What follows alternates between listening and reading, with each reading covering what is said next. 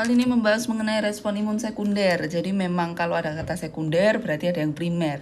Nah memang benar untuk respon imun itu ada yang primer kemudian sekunder. Yang jadi pertanyaan adalah bagaimana respon tubuh pada patogen yang sama ketika masuk kedua kalinya. Nah inilah yang kita kenal sebagai paparan kedua. Karena paparan terjadi kedua kalinya, respon tubuh yang diberikan adalah respon sekunder. Jadi patogen yang sama, pertama kali menginfeksi, ada misalkan virus influenza menginfeksi tubuh pertama kali, itu respon primer. Kemudian ketika virus influenza lagi masuk ke tubuh, itu respon sekunder. Jadi paparan untuk kedua kalinya. Pembahasannya saya mulai dulu nih dari yang respon imun primer. Kalau respon imun primer, itu ada beberapa tahapan yang penting untuk dilakukan tubuh. Pertama dimulai dari pengenalan antigen. Jadi sel-sel imun berusaha untuk mengenali antigen. Ini antigen jenis apa ya? Ini antigen dari patogen yang mana ya? Tubuh masih mencerna, mengira-ngira ini yang mana.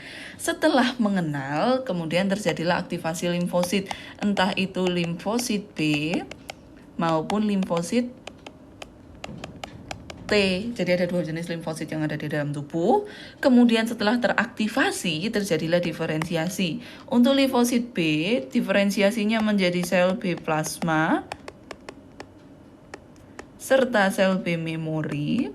Kemudian untuk sel T jadi 3 ini. Jadi ada sel T sitotoksik, 3 yang penting, sitotoksik, kemudian penolong, dan juga memori, sama kayak yang di B tadi.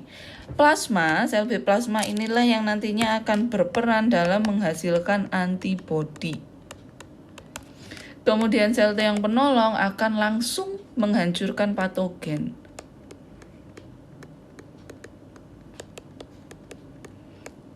Nah itu dua yang mungkin akan berperan dalam eliminasi patogen pada respon imun primer.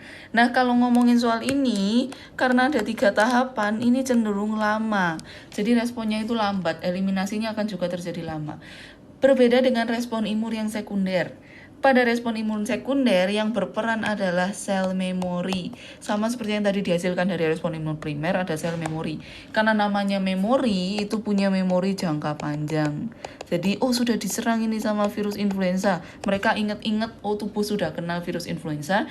Nantinya ketika terjadi paparan kedua, si sel memori inilah yang udah inget, itu adalah virus influenza dan dia yang teraktivasi, dia yang bekerja. Alhasil pada respon imun sekunder ini nggak perlu lagi pengenalan, nggak perlu lagi aktivasi. Yang terjadi adalah langsung mengalami diferensiasi. Sehingga dia langsung menghasilkan sel-sel efektor dan juga sel memori lagi. Sel-sel efektor itu apa sih? Ya sel B plasma tadi, sel penolong itu tadi yang akhirnya langsung memberi efek imun. Nah, sel memori terus berada di dalam tubuh untuk memberi imunitas jangka panjang kalau ada paparan ketiga, paparan keempat, dan paparan selanjutnya. Nah, respon imun sekunder kalau dibandingkan dengan yang primer, ada beberapa yang berbeda. Yang pertama dari jenis antibodinya.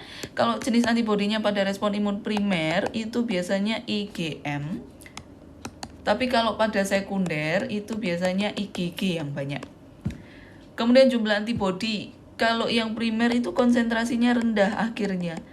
Tapi kalau yang sekunder itu akhirnya konsentrasinya tinggi. Jadi produksinya cepat sekali dan dalam jumlah yang besar.